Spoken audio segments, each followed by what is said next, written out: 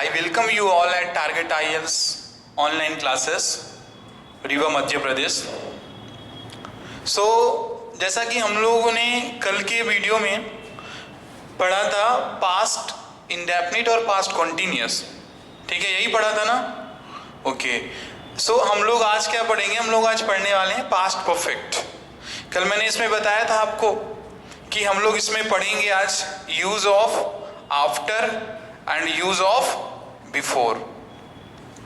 कल थोड़ा सा इसमें हम लोगों ने डिस्कस किया था कि what exactly this after and what exactly this before is. So basically are this topic of past perfect will be completely or is this going to be based on the concept of before and after. Fine, clear?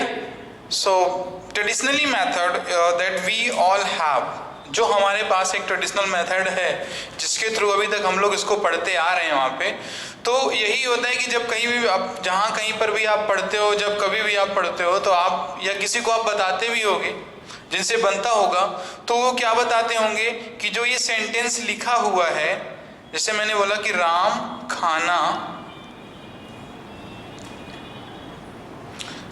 खाना खा चुका था। Fine, अब अभी इस sentence को यदि मैं आपसे पूछूं, just tell me the name of the tense in which this sentence has written. So positively and very frankly you will answer that sir, this sentence is written in past perfect. No doubt आप सही इसको बोल रहे हो, but according to the exam point of view, because examiner does not ask question like this, Ram खाना खा चुका था, आप कहने के लिए तो आप इस चुका था को देख के एक ट्रेडिशनल मेथड के अकॉर्डिंग आपने इसको बता दिया कि ये चुका था, इसमें लिखा हुआ है सर, तो ये हमारा कौन सा होगा? पास्ट परफेक्ट होगा।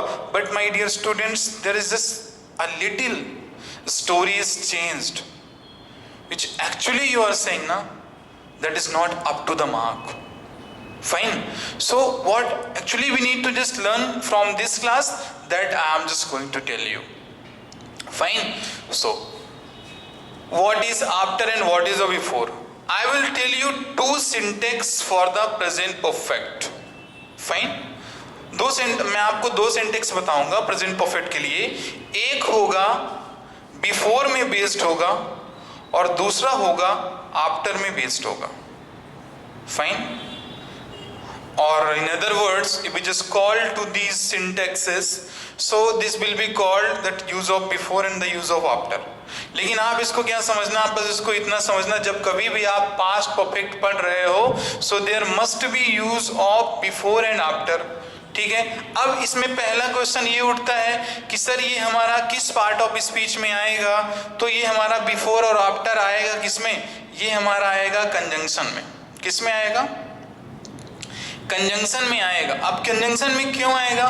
क्योंकि मैंने आपको वेरी फर्स्ट क्लास में बताया था कि conjunctions are those words which actually are just being to connect two sentences, जिनका हम लोग यूज किसमें करते हैं? सेंटेंस 1 और सेंटेंस 2 को कनेक्ट कराने के लिए करते हैं। फाइन, सेंटेंस 1 और सेंटेंस 2 को हम लोग कनेक्ट कराने के लिए इनका यूज किया जाता है, ठीक है? अब इसमें आते हैं हम लोग टॉपिक में। ये जो हमने लिखा है बिफोर और आफ्टर, ठीक है, तो पहले देखो आप इसको समझना पड़ेगा। इसका मतलब आपको क्या पता है? आपको नहीं, हम सभी को पता है, लेकिन एक्चुअली वो जो मतलब जो आप पढ़ते हो वो है नहीं, लेकिन आप चलो सभी इसको पढ़ते हैं, अभी तो पढ़ना पड़ेगा। इस बिफोर को हम लोग क्या बोलते हैं? पहले बोलते हैं, और इस आफ्टर को अपन क्या कहते हैं? We just call to this after, that is a बाद में। तो सर ये पहले और बाद में क्या होता है? इसका यदि हम लोग R&D करते हैं, यदि हम लोग इसका थोड़ा सा रिसर्च एंड डेवलपमेंट थोड़ा सा कर लें वहाँ पे ना, so definitely we just get the concept कि सर ये पहले और बाद में, ठीक है? सो आप ही बताओ कि जब इसका आप यूज करोगे तो कोई ना कोई आपको वर्ब का यूज करना पड़ेगा। फाइन, वर्ब का यूज करेंगे ना, ठीक है? इसका भी यूज करेंगे आप, so you will be just allowed to use the verb, because verb का यूज नहीं करोगे तो आप बिफोर आफ्टर कैसे वैसे बोल दोगे? पहले बाद में नहीं ना, ऐसे चलेगा ही नहीं काम आपका, क्योंकि पहले बाद में, तो पहले बाद में क्या, पहले आपने ये किया होगा, बाद में आपने ये किया होगा। जैसे मैं एक सेंटेंस बोलूं आपको कि पहले तुम स्कूल गए, बाद में तुम अपने फ्रेंड से मिले। मैंने बोल दिया पहले तुम स्कूल पहुंचे या पहले तुम स्कूल गए, बाद में अपने फ्रेंड से मिले। तो ये जो पूरा पूरा सेंटेंस रहेगा ना, ये सेंटेंस तुम्हारा कहा जाता है पास्ट परफेक्ट का। और ऐसा नहीं कि राम खाना खा चुका था, so this sentence will be just come under the concept of past perfect. नहीं, राम खाना खा चुका था दिया है आपका, लेकिन वो भी क्या होगा आपका, यदि अकेला सेंटेंस लिखा है उसके लास्ट में चुका था दिया गया है आपका, so that must be consider as a past indefinite. क्यों? क्योंकि ये जो पास्ट परफेक्ट दिया गया है, इसको हम लोग दूसरे वर्ड में क्या बोलते हैं, it is called past of past. क्या कह रहा था इसे हम लोग कहते हैं पास्ट ऑफ पास्ट। अब आपको मैं एक चीज बोलूंगा, सभी बच्चों को मैं एक चीज ही कहूंगा वहां पे, आप वन टू ऑल कोई भी मार्केट से किताब उठा लीजिए, आप कोई भी यूट्यूब चैनल को आप सर्फ करके वीडियो को वॉच कर लीजिए आप, लेकिन जो चीजें मैं आपको बताने वाला हूं वो चीज नो डाउट आपने नहीं पढ़ी है और ना ही आपको किसी बुक में मिलेगा। Why? Because it is my personal experience and the personal practice on the past perfect. Fine. अब आते हैं हम लोग वहां पे कि सर इसे आपने बोला कि सर ये लिखा हुआ है past perfect and this is also known as past of past. ठीक है, past perfect लिखा है, वहां पर भी लिखा है past of past। तो मैं एक बात ये बताना मेरे को कि मैंने आपको बताया था क्लास में, जो पहली क्लास आप कर चुके हो उसमें मैंने बताया था आपको कि फर्स्ट फॉर्म को हम लोग बोलते हैं कौन सी फॉर्म, प्रेजेंट फॉर्म बोलते हैं, और सेकेंड फॉर्म को कौन सी फॉर्म बोलते हैं, पास्ट फॉर्म बोलते हैं कि नहीं बोलते हैं? बोलो, बोलते हैं कि नहीं बोलते हैं? बोलते हैं। तो यानी ये जो पास्ट है तो इसका मतलब सेकेंड फॉर्म होगा। ठीक है, तो ये पास्ट तो बेटा हमारा क्या बनेगा, ये हो गया हमारा सेकेंड फॉर्म। क्या हो गया हमारा ये सेकेंड फॉर्म। अब आते हैं यहाँ पे परफेक्ट में, तो मैंने ही और किसी दूसरे ने नहीं, जस्ट पे योर अटेंशन, आई इटसेल्फ और my self just express the concept कि ये परफेक्ट का मतलब होता है बेटा क्या, वी प्लस थर्ड फॉर्म। क्या होता है? Third form. तो मैं इसको कह सकता हूं ना कि जो पास्ट परफेक्ट लिखा है तो इसमें ये कंप्लीट सेंटेंस पास्ट परफेक्ट का कब बोला जाएगा, जबकि सर उसमें सेकेंड फॉर्म भी हो और क्या हो, थर्ड फॉर्म भी लगा हो। बेटा आपका क्या लगा हो, सेकेंड फॉर्म भी लगा हो और थर्ड फॉर्म भी लगा हो आपका वहां पे। इसे मैंने बोला कि पास्ट ऑफ पास्ट। प्रूफ कर दें इसे, कैसा इसको कहते हैं, पास्ट ऑफ पास्ट। समझना, ये वाला पास्ट तो पास्ट हो ही गया तुम्हारा, और ये जो लिखा है इतना ऑफ पास्ट, तो किसका ऑफ पास्ट, इसी पास्ट का ऑफ पास्ट, मतलब इसका भी पास्ट, यानी इसका भी फास्ट। तो कहने का मतलब क्या कि सर ये वाला जो काम है ना, जो यहाँ पर काम होगा, यानी जो ये ऑफ पास्ट में आएगा, तो ये वाले पास्ट के पहले किया जाएगा। ये वाला काम कब किया जाएगा, पहले किया जाएगा। कब किया जाएगा, पहले किया जाएगा। तो अब आप इसको एक लाइन इसमें कॉपी में इसको लिखो आप अभी वहां पे, और इसका क्या करना है, यदि आप लिखोगे नहीं ना तो बेटा ट्रूली इफ आई स्पीक ना, नहीं समझ पाओगे। वीडियो का टाइम अप हो जाएगा और आप वीडियो क्या करोगे, आप बंद भी कर दोगे देखना, लेकिन आपको जो चीज मैं बताना चाह रहा हूं ना वो चीज आप इसको समझ ही नहीं पाओगे आप। हाँ, अब वहां पर देखिए, जैसे मैंने यहां पे लिखा राम स्कूल गया, फिर अपने मित्र से मिला।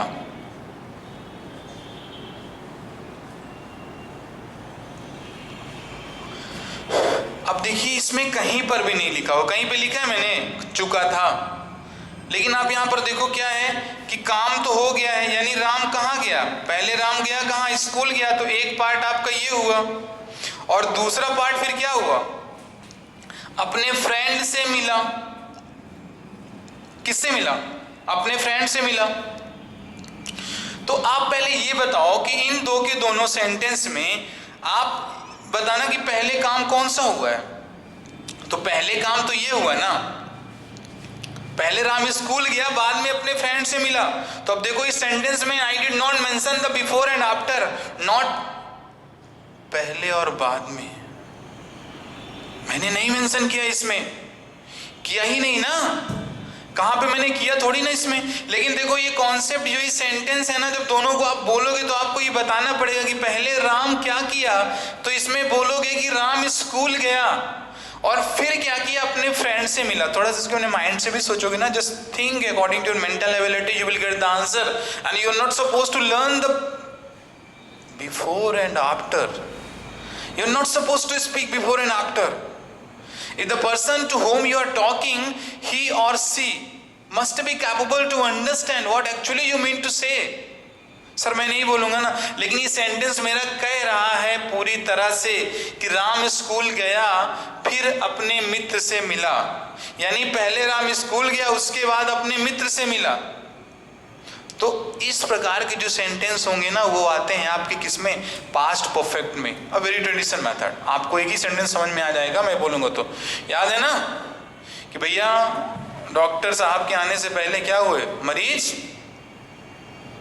मर चुका था, ठीक है, चलो वेरी गुड। और मम्मी के आने से पहले क्या, फोन भी तुम बंद कर दिए थे, ठीक ना, ऑनलाइन क्लास भी बंद हो गई थी तुम्हारी वहां पर, ठीक है, आया समझ में ना। हाँ, या पापा के आने से पहले, ठीक है, क्या हुआ, हम फोन स्विच ऑफ कर दिए थे। वो क्या है ना,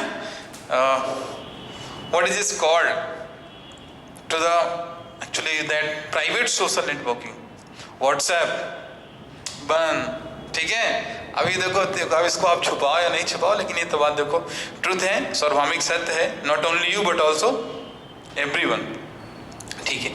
अब यहाँ पे पास्ट परफेक्ट में जो मैंने आपको बताया, तो थोड़ा ये तो आपके माइंड में आ गया होगा कि सर अपने को इस प्रकार के टेंस में बिफोर और आफ्टर का यूज करना होता है, और सर पास्ट परफेक्ट में दो हम लोग वर्ब का यूज करते हैं।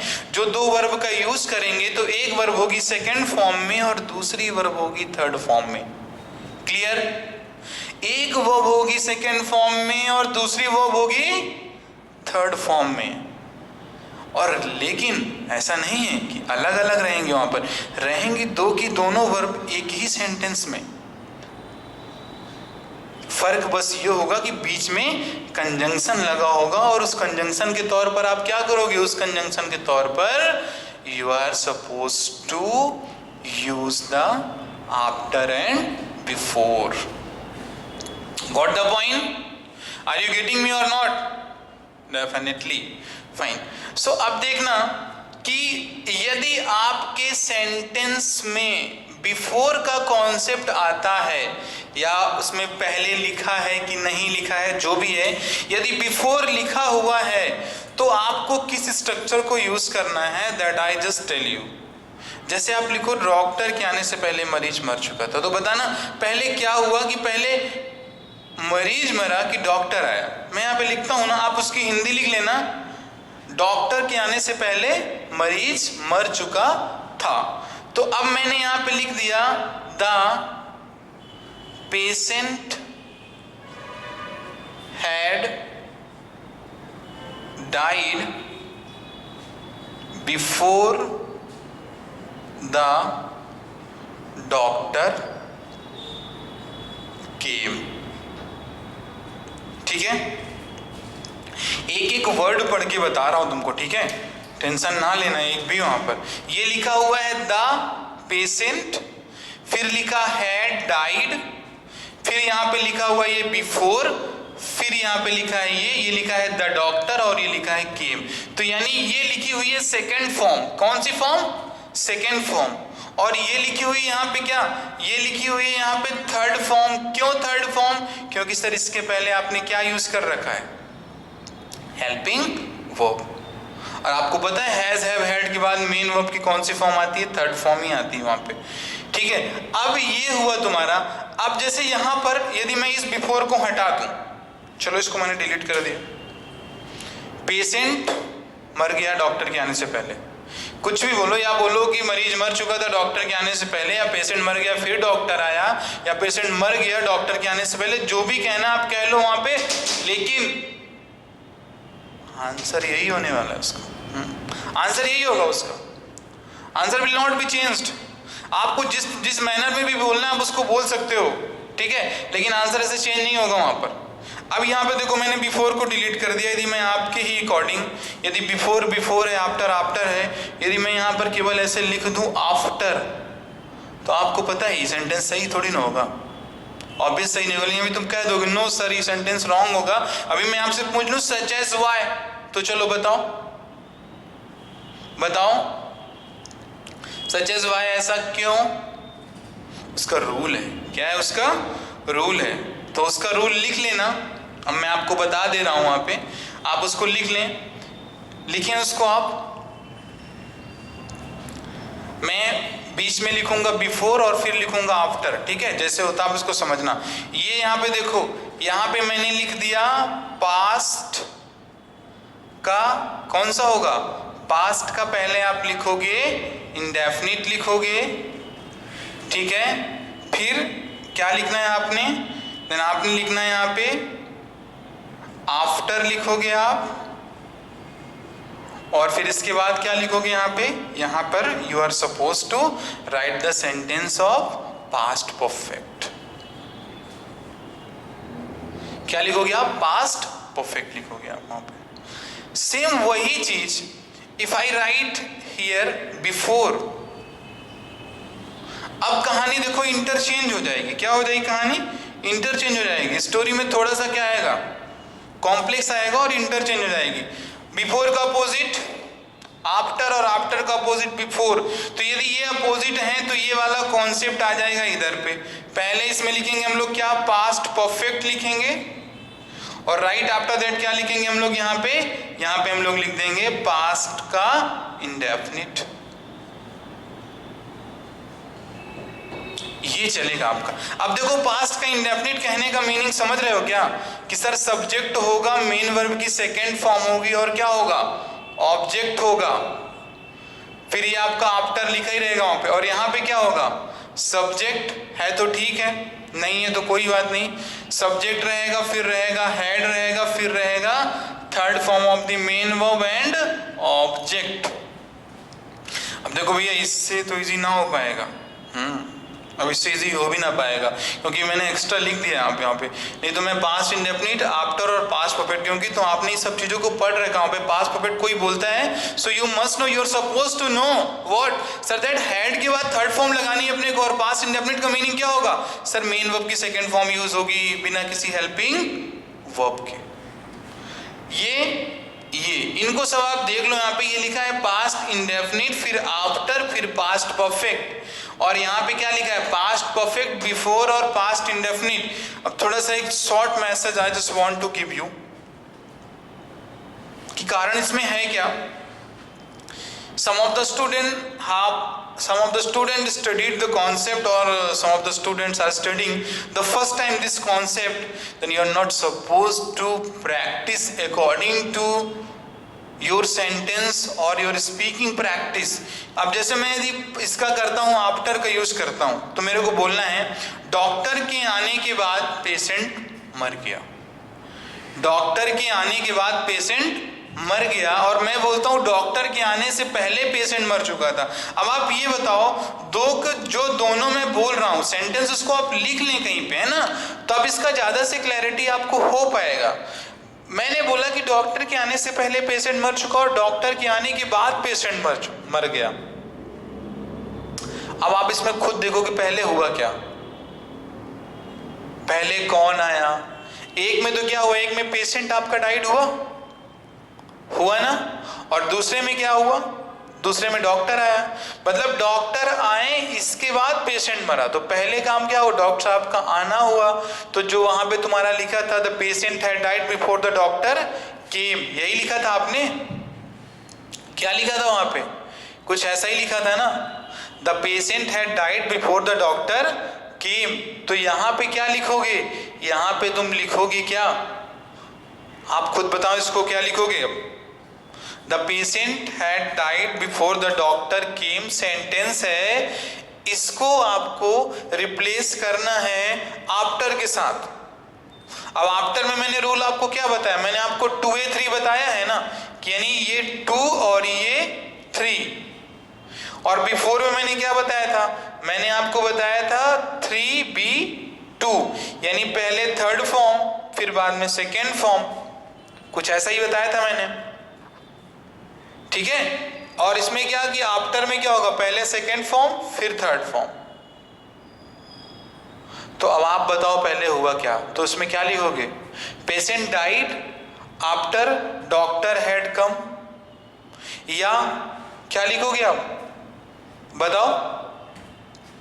थोड़ा सा कॉम्प्लेक्स है ना थोड़ा सा complex, obvious, little bit complex. I am just writing the example, and same example I will also rewrite by using the concept of after. इसको तो लिख लिया होगा आप लोगों ने, ठीक। अब ये देखो भैया सेंटेंस ही लिखा है, the patient had died before the doctor केम, ठीक है।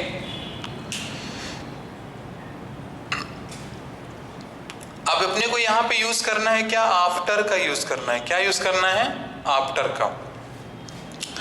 आफ्टर का यूज करना है तो ऐसा नहीं कर देना कि सर आपने बोला सेकेंड फॉर्म, तो आप यही वाले पार्ट को उठा के सेकेंड फॉर्म भैया यहां लिख दो और इसको उठा के यहां लिख दो तो सारी कहानी हो जाए खत्म। नहीं, कॉन्सेप्ट मैंने आपको रूल बताया था वो, ठीक है, लेकिन यू नीड टू अंडरस्टैंड। पहले देखो मैं बोल क्या रहा हूं कि डॉक्टर के आने के बाद मरीज मरा था, यानी कि डॉक्टर साहब आए इसके बाद मरीज मरा ना। तो यहां पे आप क्या लिखोगे, यहां पे आप लिखोगे the patient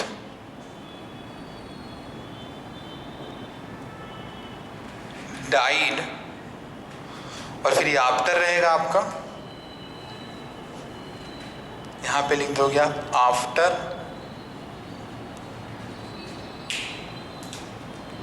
the doctor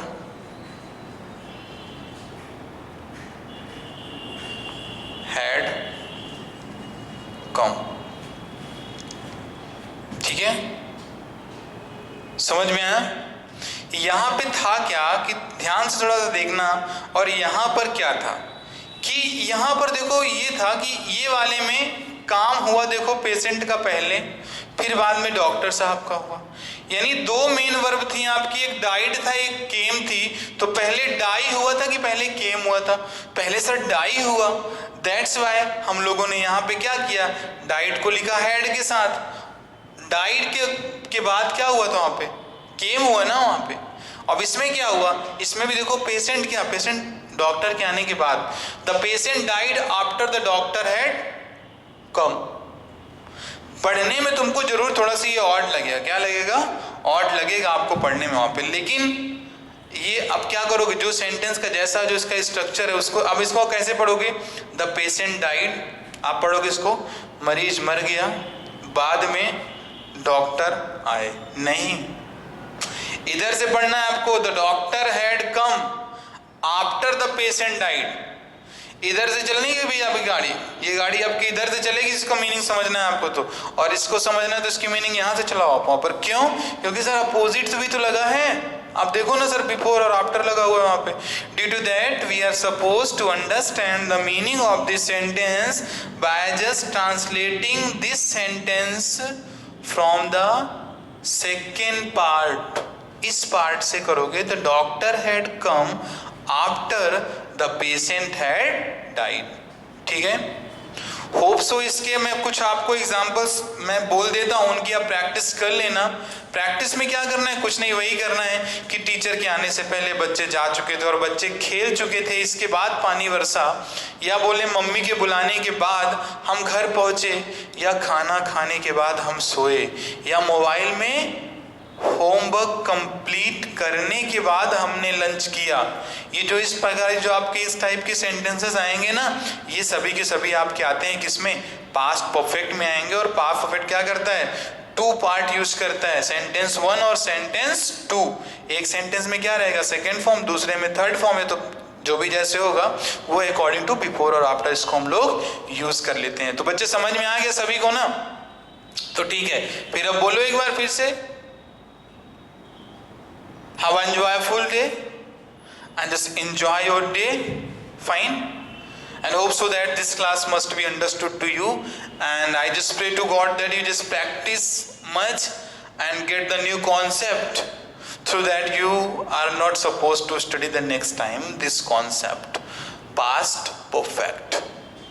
Fine, ठीक है, पढ़ लीजिएगा उसको वहां पर। और आपको कुछ प्रॉब्लम होता है ना, तो आप ऐसा मत सोचो कि जिस टाइम पर आप the time which when you are just watching the video ना, so actually I am also online on that time. If you just typing your query ना, so I will be just available to answering you. Fine, nothing to worry, you may just write down the concept which you did not understand, that you just write down, I will answer. And just please, after the commenting or while asking the question, by using the comment box, you also have to just read the answer of my for your comment. Fine, so thank you class and have an enjoyable day.